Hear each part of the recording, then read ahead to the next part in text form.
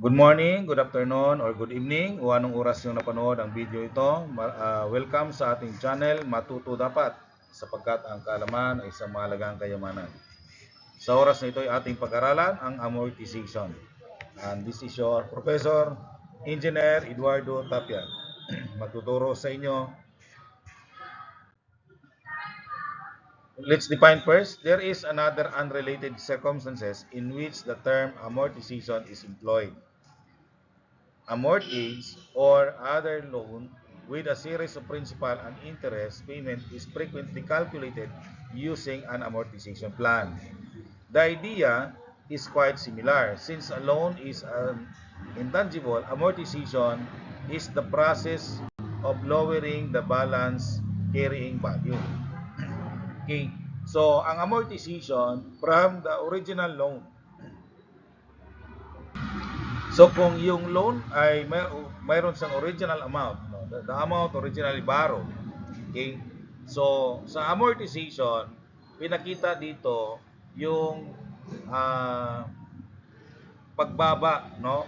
Mula sa original loan patungo sa hanggang sa maging zero siya. Okay? So yun po yung amortization. So ang una natin kailangan makita is how to compute the periodic payment. Last video natin doon sa simple annuity or especially the ordinary annuity, pinakita natin paano ba kukunin ang periodic payment. Okay?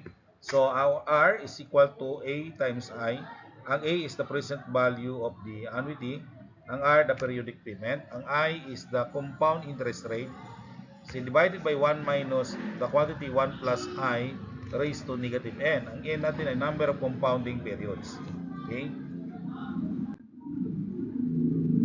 We have an example. The Sala set is worth 37,500 pesos in cash. If it is traded for installment with an interest rate of 6% compounded monthly, how much is the payment at the end of every month for 1 year? Reconstruct an amortization schedule. So, let's define the given. Ang given natin, ang rate natin ay 6% at tapos compounded monthly. So, M is 12. Ang ating present value o the amount loan is the amount na magkano yung Sala set ay 37,500. That's the principal value. Time is 1 year. Ang ating I is 0.005. That's 0.06 divided by 12. Ang N natin ay 12 since 1 year. So, mayroon tayo 12 months o mayroon tayo 12 monthly payment. So, solution to find the periodic payment, again, we have the formula. Our R is equal to A times I divided by 1 minus 1 plus I raised to negative N. And that is 37,000. So, 37,500 times 0.005 divided by 1 minus 1.005 raised to negative 12. So, sinasubstitute lang natin yung data mula dito sa ating given. Tapos, multiply natin itong numerator, 37,500 times 0.005. Ang sagot ay 187.50. Sa baba naman, sa denominator natin, kapag i-compute natin ito, we come up 0.0580947. Therefore, our periodic payment is 3,227.49 pesos. Okay? So that is the monthly installment for 1 year. Okay, now this is now our amortization table. Okay, ang first column is the number of periods, no? So mayroong 12 months tayo magbabayad. So, nakalagay na. So, 0 from starting ng pag-loan, tapos nung nag-start tayo nagbabayad. You have the payment, the periodic payment here. 3,227.49 ang binabayaran natin monthly.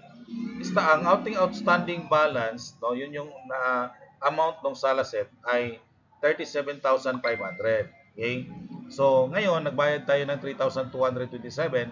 Saan po mapupunta yun? Ang breakdown ganito. Okay? By the way, ito yung total na ating babayaran for 12 months, no? Kasi pina-plus po natin lahat to. Okay? Tapos, ang interest ng unang period ay 187.50. Saan po ba ito nanggagaling? Okay. Ang ginawa po natin dyan ay ganito. yung 37,000, okay, itong 37,000 natin, ito, minomultiply natin doon sa monthly interest na 0.005. Okay, 0.005. Di ba yung 0.06 o the 6% dinidivide natin sa 12, so monthly interest natin ay 0.005. Okay, so multiply natin ito, kaya nakuha natin ng 187.50. Tapos magkano na lang natira nito? Sa ating payment natin, i-minus natin ang 187.50, kaya ang lumabas ay 3,039.99. Yun ang ating payment to the principal amount. Okay? So, tapos, magkano na lang natitira nating utang?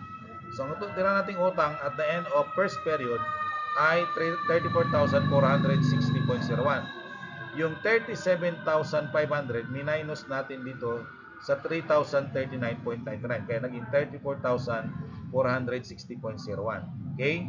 Now, on the second period, again, nagbabayad tayo ulit ng 3,227.49. Magkano ang interest nito? Ang interest nito, itong 34,460, i-times ulit natin ng 0.005, then we come up 172.30. Okay?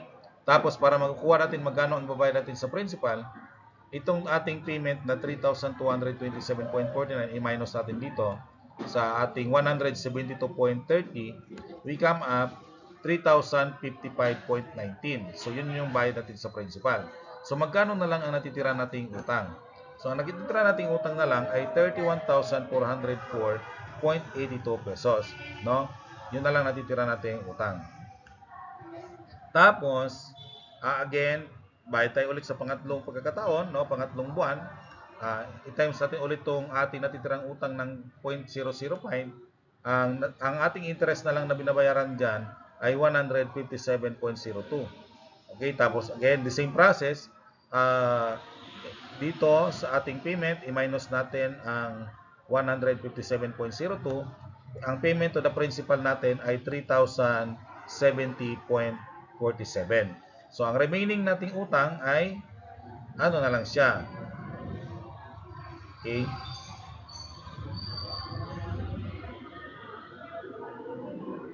Yan. 28,334.35. Okay, tapos the same process, times natin ng 0.05 ito, kaya ito ang naging lumabas natin, 141.67. Okay, tapos minus natin ulit galing dito sa ating payment, minus natin ang 141.67. Payment to the principal ay 3,085.82.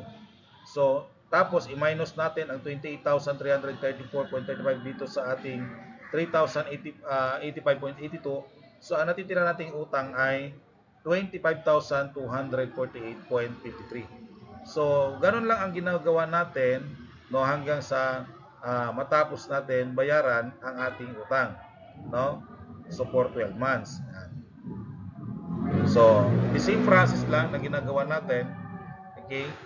So, ngayon, sa ating ika-11th na payment, no? Ika-11th na payment, ang utang na lang natin ay 3,211.43. Pero magbabayad ka naman ng 3,227. So, bakit? Okay. Kasi ang interest nito ay 16.06 na lang.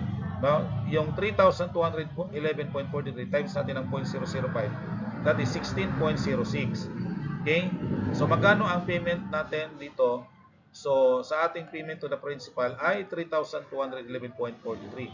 So, ibig sabihin, nabayaran, tingnan mo, equal na silang dalawa, or ibig sabihin, wala ka nang natitirang utang. So, 0-0 na siya dito.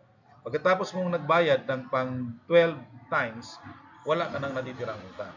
Now, kapag i-total natin to, ang total ng interest na binabayaran natin ay 1,229.88. Tapos, ang total ng ating principal, ayan, 37,500. Yun yung ating original na utang.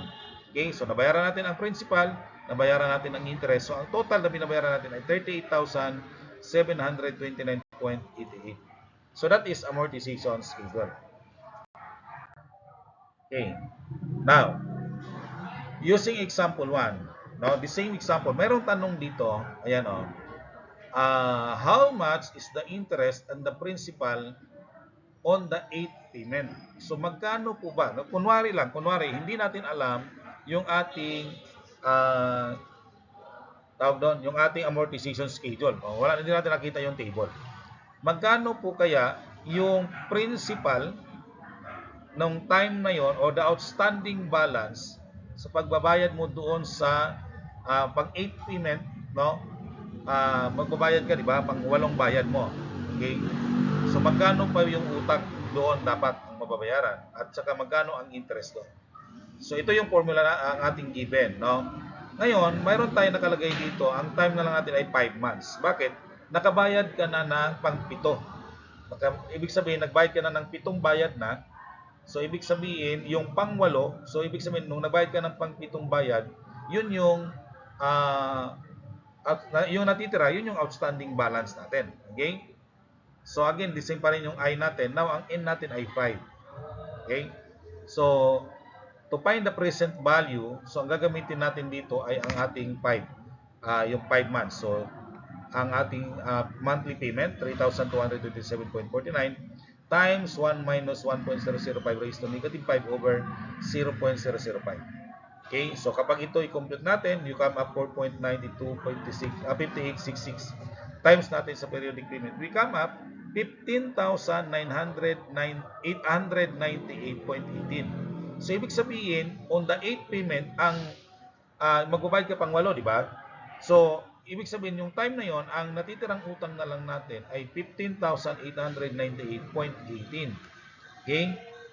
So, to find out the interest, so para makuha natin yung interest na babayaran natin ngayon dito, times natin ng 0.005, we come up 79.49 pesos. So, tandaan natin yung ating outstanding balance ay 15,898, tapos yung principal na babayaran natin ngayon ay 79.49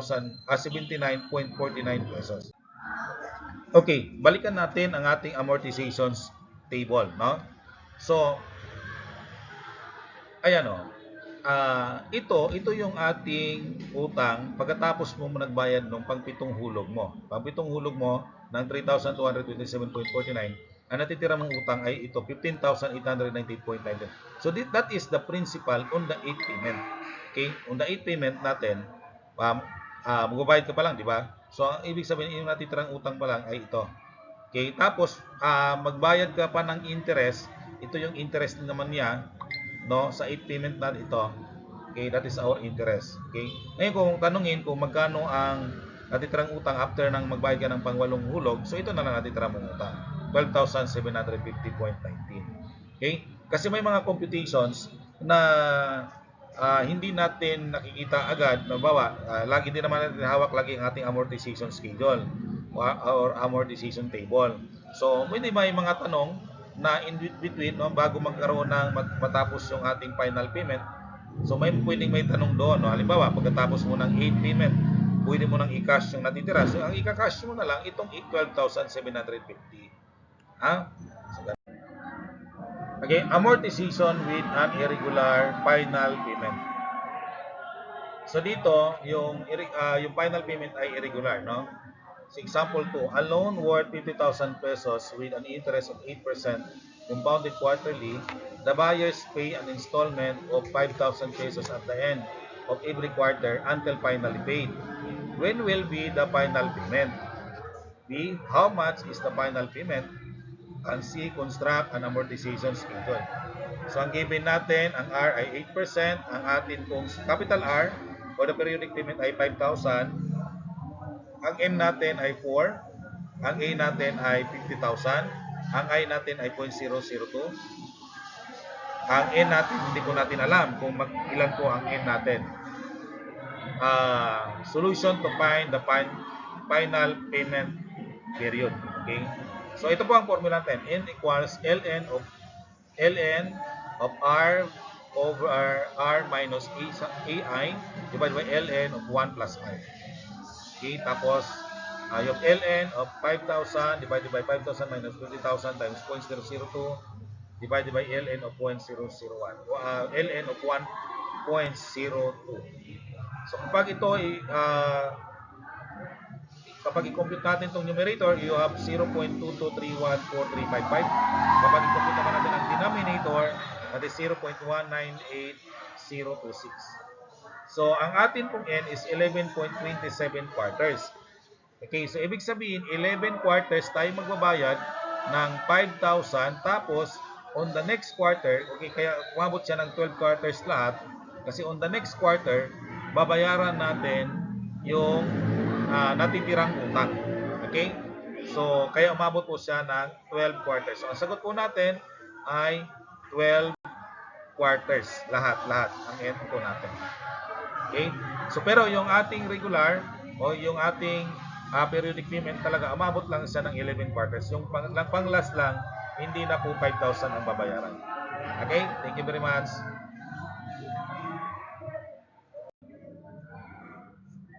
O pwede na rin, abot po siya ng 12 periods. No? 12 periods po. Pero, sa 12 periods natin ay hindi na po ganun kalaki ang babayaran. Letter B, how much is the final payment?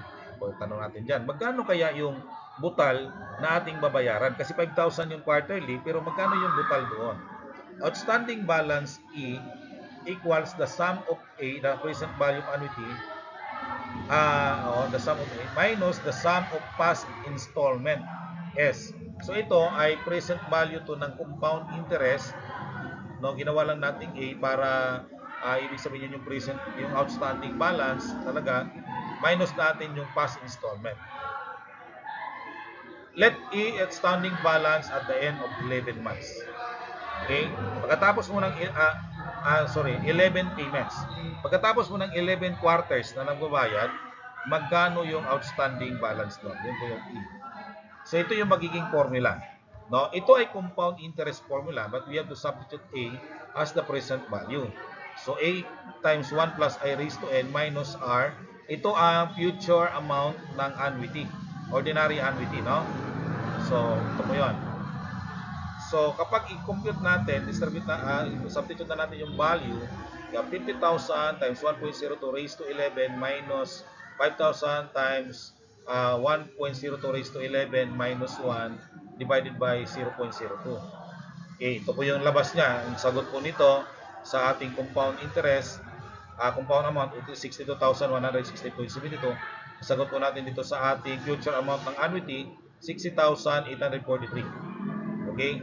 So, ang ating E ay 1,325.14. That is the outstanding balance after 11 quarters payment. Okay? Now, to find the final payment, so para makuha natin, the final payment, FP equals E times 1 plus I. So, 1,325.14 and that is times 1.02. So, the final payment, okay, ay 1,351.64. Okay? So, yan po ang lalabas natin doon, no? Ibig sabihin, 12 quarters kang magbabayad or pwede namang 11 at parang 11 quarters tapos pwede sa sunod buwan magbabayad ka na, no? Okay? Ito yung ating amortization schedule.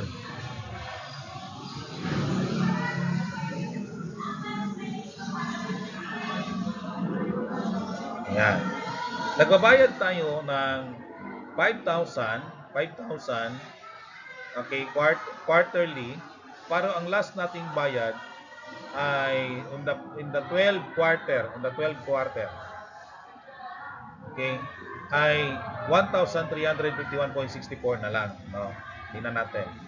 So sa unang quarter, babayad ka ng 5,000. Ang interest noon ay 1,000. Bakit? Kasi ang 50,000 times natin doon sa ating quarterly payment, quarterly interest na 0.02. So 50,000 times 0.02 ay 1,000. So 5,000 binayad mo, so ang balik lang sa principal ay 4,000. So matitira mo 46,000. Again, 46,000 times 0.02, that is 920. So 5,000 minus 920, ang payment to the principal ay 4,080. So ang natitirang utang ay 41,920. So and so on and so forth, ganun lang ang ginagawa natin, no?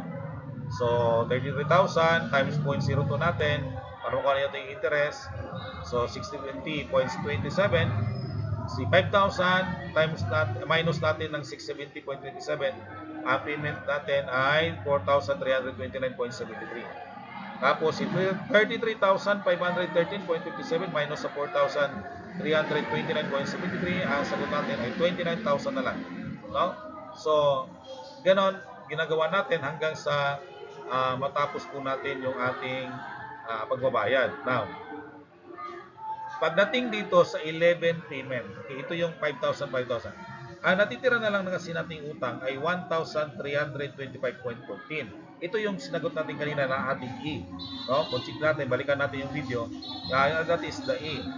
At ito, kapag i-multiply natin ito, so, ang interest niyan ay 26.50. Okay, yun yung interest na binabayaran. Kapag i-multiply natin ito sa 0.02. Okay? Tapos, ang ito plus ito, kaya ang total niyan ay 1,351.64. Okay? Kasi ang tira mong utang 1,325.14, i-plus mo yung interest na 26.50, kaya ito babayaran mo. No? 1,351.64. So, diyan wala ka nang matitirang utang. Okay?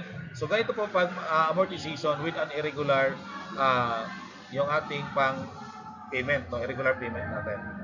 Okay? Yung final payment. So, ang interest natin na binabayaran ay 6,351.64, 50,000 ang ating pinaka-utang. Okay?